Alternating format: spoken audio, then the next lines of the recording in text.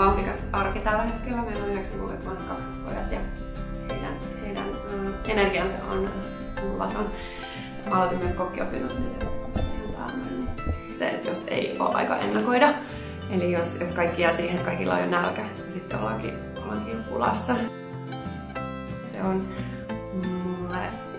se on mun työ, se on mun intohimo ja se merkitsee mulle sitä, että mun ympärillä on rakkaita ja läheisiä. Tämä ruoka on tosi paljon muutakin kuin ravintoa. Se on se yhteenvetävä voima ja sellainen perhettä yhdistävä tekijä.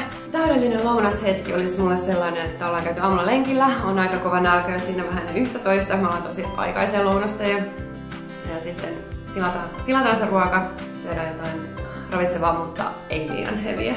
No me ei tehdä töitä lounaalla, että sen aikaa kun me syödään, niin sitten me vaan syödään koneet pois pöydältä ja keskitytään siihen ruokaan, vaikka se ei koskaan kauhean pitkä se lounas. Musta ruokaa tulisi kunnioittaa enemmän, sitä ateriaa ja sitä hetkeä. Meillä ei esimerkiksi tule ruokahävikkiä juuri lainkaan, koska musta ruoka on aivan liian arvokasta heitettäväksi pois. Mä toivon, että ruoka merkitsisi sellaista kaikkea hyvää.